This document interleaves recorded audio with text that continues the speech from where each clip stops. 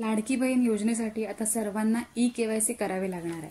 तर तुम्ही ई-केवायसी कुठून करू शकता? ladkibaheen.maharashtra.gov.in ही साईट आहे।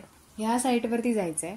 ह्या साईटवरती गेल्यानंतर मुख्यमंत्री माझी लाडकी बहीण योजनेचे लाभार्थी ई-केवायसी प्रक्रिया पूर्ण करण्यासाठी इथे क्लिक करू शकतात। यावर तुम्हाला क्लिक करायचं आहे।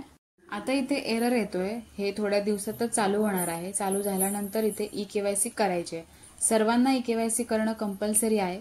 आता महत्त्वाचं असं की ज्यांनी नारी शक्ती ॲपवरून फॉर्म भरलेले आहेत आणि ज्यांनी साईटवरून फॉर्म भरलेले आहेत त्या दोघांना सुद्धा या एकाच ठिकाणी केवायसी करायची आहे। म्हणजे ज्यांनी नारी शक्ती ॲपवरून जरी फॉर्म भरले असले तरी केवायसी करण्यासाठी याच ठिकाणी करायचे।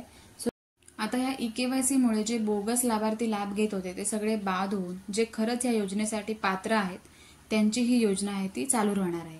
ते ई-केवायसी संपूर्ण सगळ्यांना करायची आहे। ई-केवायसी कशी करायची जेव्हा चालू होईल तेव्हा पूर्ण ई-केवायसी करून दाखवली जाईल आणि त्याचा व्हिडिओ सुद्धा अपलोड केला जाईल। आता ही जी साईट आहे ही साईट नीट लक्षात ठेवा, शेवटी government.in असं आहे। ही गव्हर्नमेंटची वेबसाईट आहे। ह्याच्या खूप साऱ्या फेक वेबसाईट पण निघाल्यात, तर त्या कोणत्याही साईटवरून लिंक येईल आणि त्या ठिकाणावरून तुम्हाला केवायसी करायला सांगतील तर ती कोणीही करायची नाहीये। ही जी ओरिजिनल साईट आहे ही शेवटी government.in असं लिहिलेलं आहे, तीच ओरिजिनल साईट आहे लाडकी बहीणची। आणि त्याच वेबसाईटवरती तुम्हाला ह्या ठिकाणी जेव्हा चालू होईल केवायसी तेव्हा ह्या ऑप्शनवरती क्लिक करून तुम्हाला केवायसी करायची आहे।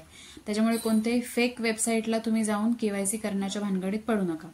जेव्हा ती चालू होईल तेव्हा व्हिडिओ येईलच आणि तुम्हाला समजेलच कशी करायची केवायसी। तर ज्यांच्यासाठी हा व्हिडिओ महत्त्वाचा वाटतो त्यांच्यासोबत शेअर करू शकता। आणि ई-केवायसी जेव्हा चालू होईल तेव्हा सगळ्यांना ई-केवायसी करणं गरजेचं आहे। ई-केवायसी केल्यानंतरच पुढचा जो लाभ आहे तो मिळणार आहे। तर तुम्ही तुमच्या मोबाईलमध्ये जाऊन सगळ्यात फर्स्ट पेजला जिथे लिहून आलेलं आहे केवायसीसाठी त्याच्यावरती क्लिक करू शकता आणि जी केवायसी आहे ती करू शकता।